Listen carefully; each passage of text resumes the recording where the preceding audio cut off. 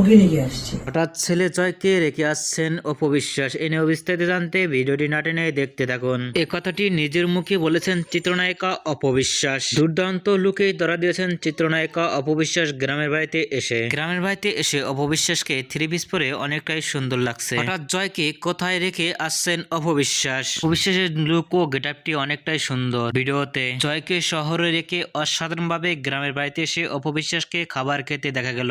বসে থেকে অনেক সুন্দরভাবে হাত দিয়ে খাবার খেতে দেখা গেল অপবিশ্বাসকে। মুহূর্তের মধ্যে ভিডিওটি সোশ্যাল মিডিয়ায় ভাইরাল হয়ে পড়ছে নেট দুনিয়ায়। আমাকে অনেক ভালোবাসে।